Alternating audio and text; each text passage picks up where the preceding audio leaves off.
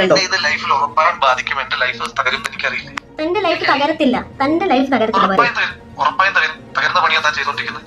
എനിക്ക് തന്നെ ഒന്ന് കാണണം. തലയൊക്കെ പൊട്ടിപ്പൊളി, എനിക്ക് തലയൊക്കെ പൊട്ടിപ്പൊളി. സീരിയസ്ലി എനിക്ക് പറ്റുന്നില്ല. എന്റെ സ്നേഹം കൊണ്ടല്ല താൻ കാണാൻ വരുന്നതെന്ന് എനിക്കറിയാം. എന്നിട്ട് എന്തെങ്കിലും കലക്കി തന്നെ കൊല്ലാനാണോ?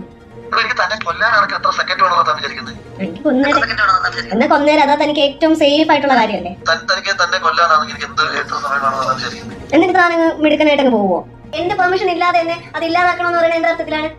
തന്റെ പെർമിഷൻ ഇല്ലാതെ താൻ ആലോചിക്കാത്തോണ്ടാ പറയുന്നത്. ആ കോൺസിക്വൻസ് ഞാൻ ഒറ്റയ്ക്ക് ഫേസ് ചെയ്തോളാം എന്ന് പറഞ്ഞല്ലോ. അത് ഒറ്റയ്ക്ക് ഫേസ് ചെയ്യാൻ പറ്റാത്തോണ്ടല്ലേ ഞാൻ പറയുന്നത്. തന്നെ കൂടെ ഒറ്റയ്ക്ക് ഫേസ് ചെയ്യാൻ പറ്റത്തില്ലെന്ന് എനിക്ക് ബോധ്യമുണ്ടല്ലോ. അത് താൻ തന്നെ കുറിച്ച് മാത്രം ചിന്തിക്കുന്നതുകൊണ്ടാണ്, അല്ലാതെ എന്നെ കുറിച്ച് ചിന്തിച്ചിട്ടല്ല.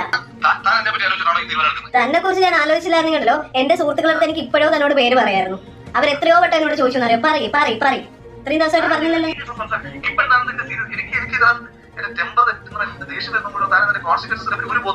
തന്റെ ടെമ്പർ തെറ്റുമ്പോ തനിക്ക് എന്തെങ്കിലുമൊക്കെ വിളിച്ച് പറയാൻ പറ്റുന്ന ഒരു വസ്തു ഒന്നും അല്ല ഞാൻ.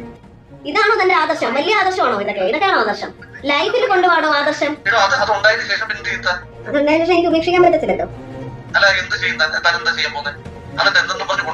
ഞാൻ കൊണ്ടുവരത്തില്ല. അതിന് സേഫ് അവിടെ കൊണ്ടുവന്ന് താ കൊന്നു കളയുന്ന എനിക്കറിയാം. സിനിമ ഇത്രയും കണ്ടോണ്ടിരുന്ന സിനിമയായിരുന്നല്ലോ. ബാക്കിയുള്ളവരുടെ ഇമോഷൻസ് ഒന്നും താൻ ഇത്രയും ഭയങ്കര പ്രാക്ടിക്കൽ ആയിട്ടുള്ള ഒരാൾ സമ്മതിച്ചു. ബാക്കിയുള്ള സ്ത്രീകളുടെ മനസ്സോ അല്ലെങ്കിൽ അവരുടെ ഇമോഷൻസോ അവരെന്താണ് ചിന്തിക്കുന്നത്, അവർക്ക് എന്ത് ബോണ്ടിങ് ആണ് ഇങ്ങനെ ഒരു സംഭവം വരുമ്പോൾ ഉണ്ടാകുന്നത്, അതൊന്നും തനിക്കറിയില്ല. തനിക്ക് തന്റെ ഫ്യൂച്ചർ, തന്റെ ജീവിതം, തന്റെ കാര്യം, എല്ലാം തന്റെ കാര്യം. അത് മാത്രം. ഞാൻ എന്റെ ഏറ്റവും വലിയ എന്റെ നാട്ടിൽ നിൽക്കാൻ പോലും പറ്റാഞ്ഞിട്ട് വേറൊരു സ്ഥലത്ത് പോയി നിൽക്കുന്ന കാര്യമാണ് ഞാൻ പറഞ്ഞുകൊണ്ടിരിക്കുന്നത്. ഉറപ്പായിട്ടും എനിക്ക് ഇനിയിപ്പോ ഞാനൊരു കാര്യം പറയട്ടെ, ഇപ്പൊ എന്നെക്കാളും ഇമ്പോർട്ടൻസ് ഞാൻ എന്റെ ലൈഫിൽ വരുന്ന ഒരു കുഞ്ഞിനെ കൊടുക്കുന്നുണ്ട്. അത് എന്റെ സ്നേഹമാണ്, തന്റെ പോലത്തെ സ്നേഹമല്ല. അത് ഞാൻ നോക്കിക്കോളാം. എനിക്ക് നല്ല അന്തസ്സായിട്ട് തന്നെ വളർത്താൻ പറ്റും. തന്റെ ഒരു സഹായം ആവശ്യമില്ല. ഭ്രാന്ത് ഉണ്ടാക്കി തന്നിട്ട് ഇനിയിപ്പോ ഞാൻ എന്ത് ഭ്രാന്ത് കാണിക്കുന്നു? തന്നോട് എന്താണോ ചെയ്തത്? താനല്ലേ എന്നോട് ചെയ്യുന്നത്. താൻ ഇങ്ങനെയൊന്നും ചെയ്യരുത്. ഇതൊക്കെ ഓപ്പോസിറ്റ് നിൽക്കുന്നതും മനുഷ്യരാണെന്നുള്ള ചിന്ത വേണം എപ്പോഴും. താൻ